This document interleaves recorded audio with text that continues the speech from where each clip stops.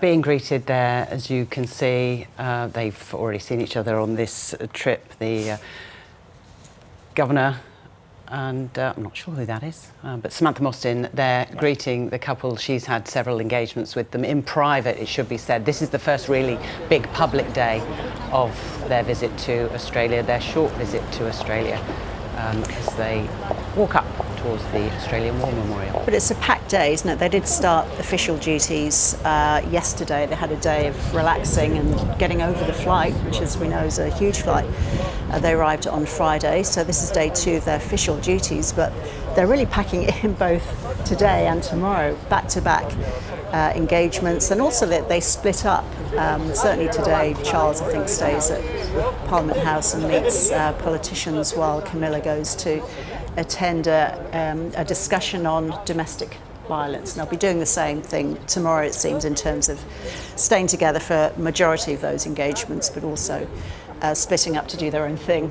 Yeah, absolutely, as they often do on these royal tours, and it is all about what is of interest. They keep a lot of what they do very neutral. There is no politics involved, but we all know that Prince Charles has been a keen advocate of the climate, the environment and nature. As Ros says, they will be going to the botanical gardens a little later, and Queen Camilla is involved very heavily with several domestic violence charities, not just in the UK, but in other countries as well. As they make their way in towards the War Memorial itself, let's go to our reporter Monty Boville, who is at Canberra Airport and saw all the action when the royal couple arrived. So Monty, what is their schedule today exactly?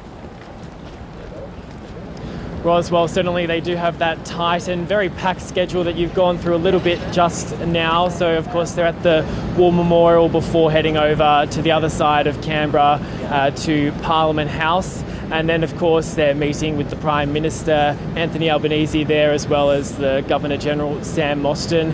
And, of course, this afternoon they've got those multiple different locations that they'll be including Government House, the Botanical Gardens, and also the CSIRO. So certainly a very packed schedule here in Canberra today. And what was it like at the airport when they arrived, Monty?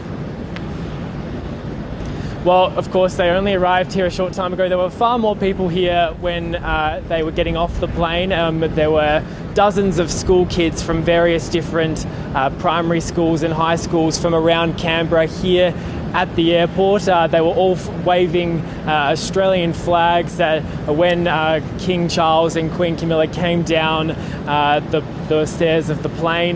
They were greeted by the Deputy Prime Minister, Richard Marles. There was also a welcome to country, and then 2 students from a Canberra school then gifted the pair a gift, and then before they got into their cars they gave us a quick wave, which was greeted by a very big cheer from the crowd of students here. There were a couple students that were a little bit disappointed that they didn't get a little bit closer to the King and Queen. Someone had a teddy bear ready to give out for them, so they'll just have to maybe try and get that to them next time. So that plane remains on the tarmac, Monty, until they fly back to Sydney, I guess? Yeah, that's right. So, as I said, a jam-packed schedule today here in Canberra. Of course, only one day in Canberra. They're spending most of their royal trip in Sydney, so they'll be back in Sydney tomorrow. There are a few more public engagements in Sydney tomorrow, a few more chances for the public to greet them, including at the Sydney Opera House. But today, the War Memorial is the place to be, and then Parliament House is the place to be. And I've already seen some pictures in at Parliament House, and a very big crowd has gathered there, as well as at the War Memorial. So there are hundreds, if not thousands of people here in Canberra today that are awaiting a chance to say hello to the King and Queen. Monty, it's worth reflecting on the security situation that surrounds a royal tour like this. I mean, as you mentioned, there are lots of people there at the War Memorial and at Parliament House, being told that they had to be in position for at least an hour beforehand, and many roads closed around Canberra at the moment, so difficult to get around. Yeah, absolutely. So we were at the War Memorial before we came here to the airport, and there were already hundreds of people lined up ready to get in. So they were all being checked by security. All their bags were being checked by security as they came into the War Memorial. Also, that's going to be happening in and around Parliament House as well. But when we saw the motorcade left here at the airport, it was plenty of police cars, plenty of cars in this motorcade.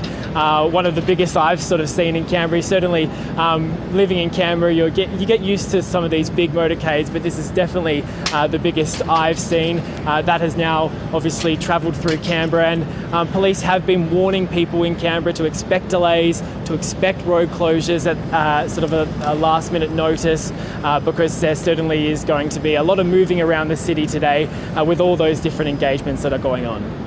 Monty, we'll stop a moment to reflect from the pictures in Canberra.